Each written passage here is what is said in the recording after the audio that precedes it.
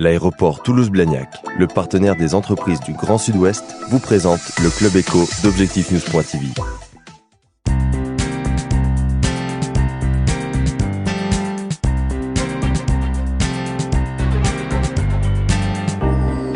Bonsoir, bienvenue dans le Club Éco de l'Aerospace Valley. Ici toujours, semaine spéciale au Salon du Bourget. Nous recevons ce soir le président du conseil de surveillance, Pierre Gadonex. Bonsoir. Bonsoir. Alors, vous présidez le conseil de surveillance de la TECOR maintenant depuis septembre 2010. Une entreprise que vous avez appris à connaître et découvrir maintenant depuis, on va dire, presque un an, puisque les contacts avaient été quand même avancés. Quel est le regard que vous portez aujourd'hui sur ce groupe, à un moment où l'on parle de cette 49e édition de Salon Bourget, d'un Salon du Bourget de reprise économique?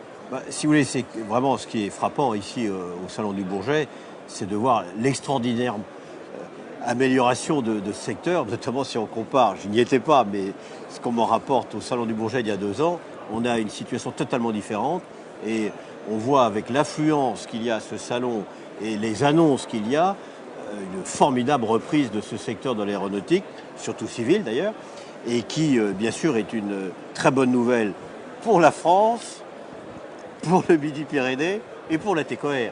Parce qu'il faut bien voir qu'aujourd'hui, la TECOR et sur tous les grands programmes civils dont on annonce aujourd'hui des prolongations et d'une augmentation des commandes. Quand on commande de nouveaux Airbus 380, quand on commande des nouveaux A320 Neo, quand on commande des Boeing 787, c'est à chaque fois le carnet de commandes de la TECOR qui se renforce. Aujourd'hui, ça vous donne, Pierre Gadonex, 4-5 ans de visibilité pour le groupe? Absolument. Nous sommes aujourd'hui avec une visibilité qui va atteindre 5 ans et je pense que c'est un record par rapport au volume du carnet de commandes. Et ceci, ce que je veux dire, ça confirme totalement ce que j'ai annoncé avec les résultats de 2010, c'est-à-dire que la TECOR renoue avec la croissance et renoue avec les profits. Nous avons vécu une période difficile, les périodes de 2009-2010. Année de restructuration. Il y a eu à la fois le choc de la chute des commandes, notamment pour les courts courriers, les avions régionaux, les avions d'affaires, les retards d'un certain nombre de programmes, le dollar qui avait qui s'était envolé, ce qui est pas qui avait au contraire beaucoup baissé, l'euro qui s'est envolé. Et cette restructuration, les restructurations qui ont été faites depuis, notamment en 2010, ont produit leurs effets. Et je voudrais ici dire que l'entreprise de la TECOR a fait un effort remarquable pour réduire ses coûts, pour réduire sa voilure, pour faire face à ce choc.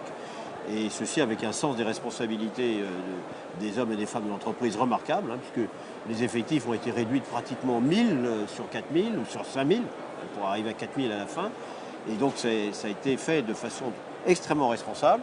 Il y a eu un réaménagement, une rediscussion d'un certain nombre de contrats où il y avait des litiges avec des grands clients.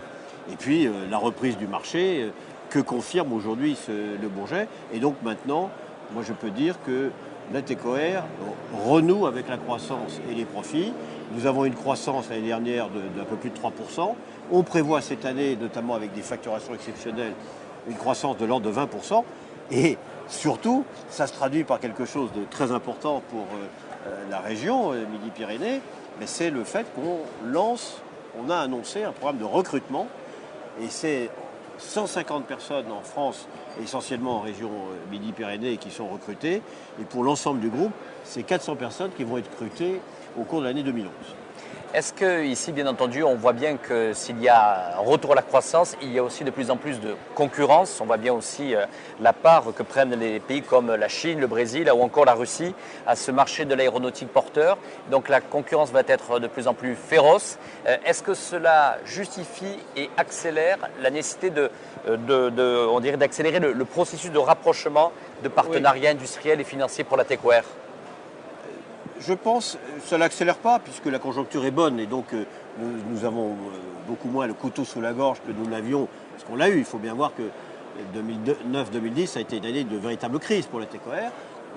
On a pu consolider et se donner du temps, mais au niveau du secteur, je pense que la consolidation du secteur, notamment pour les aérostructures, demeure à la fois... Il y a une opportunité puisqu'il y a plusieurs opérateurs, c'est un secteur où on a des compétences et des compétences qui sont reconnues, mais je pense une nécessité, parce que les constructeurs, que ce soit les grands constructeurs comme Airbus ou Boeing, souhaitent, pour la prochaine génération d'avions, qui devront lancer dans les années 2015-2016, on voit bien aujourd'hui qu'il y a un certain nombre de programmes qui ont été prolongés, comme pas prolongés, mais qui ont été réaménagés, comme le 320 Neo, mais que derrière, il va y avoir des nouveaux grands programmes. Et ils disent tous qu'ils souhaitent avoir un moins grand nombre de fournisseurs, plus solides et capables de prendre la responsabilité de tronçons plus importants. Et ça va vers une consolidation. Quelle est la bonne taille critique, Pierre Gardonex, là-dessus? Je ne sais pas.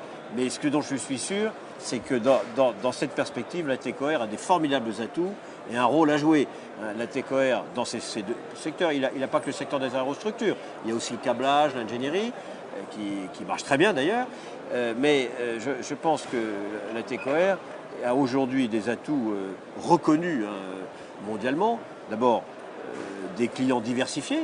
Airbus est un client très important, mais ce n'est pas le seul. Nous sommes présents aussi chez Boeing, chez Embraer, chez Bombardier, chez Dassault, etc. Et on a donc un portefeuille de clients diversifiés, une internationalisation de notre activité.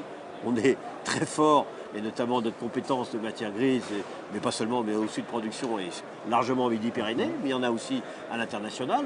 On a à peu près 60-40, un peu plus de 40% des effectifs sont à l'étranger. Et puis, nous avons la chance d'être sur tous les grands programmes qui marchent très bien actuellement.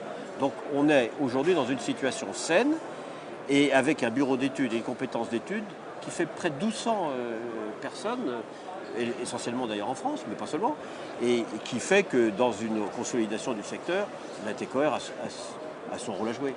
Pierre Gardonex, durant toute votre carrière, vous avez fait des rapprochements très stratégiques. Bien sûr, on se rappelle chez EDF. Pour vous, quelles sont les conditions favorables à un bon rapprochement stratégique, de même pour la TECOR? Ce qui est d'abord, ce que vous avez dit quand vous dites rapprochement, ça veut dire qu'on cherche une consolidation industrielle et pas simplement des opérations financières.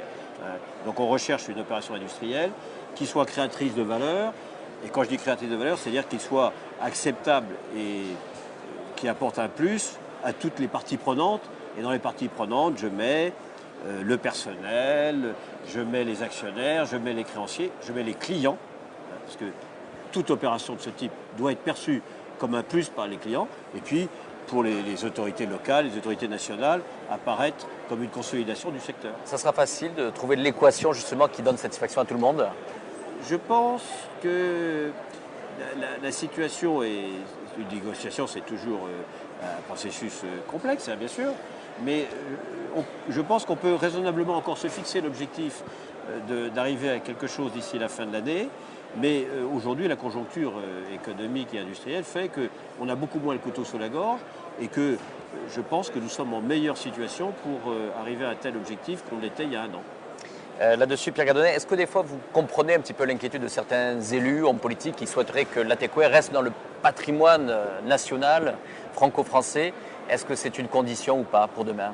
Alors, le président de la République disait hier ou avant-hier que peu d'industries ont illustré autant la réussite de la contribution française. L'industrie aéronautique exporte 75% de son activité, 3/4 de son activité, est clairement une industrie multinationale.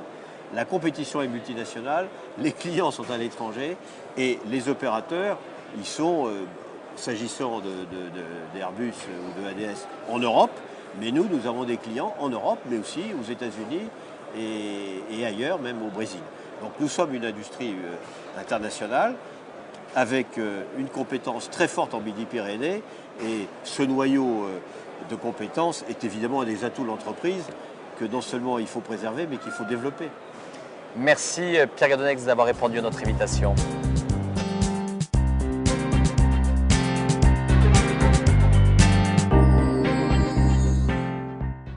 L'aéroport Toulouse-Blagnac, le partenaire des entreprises du Grand Sud-Ouest, vous présente le Club Éco d'Objectif News.tv.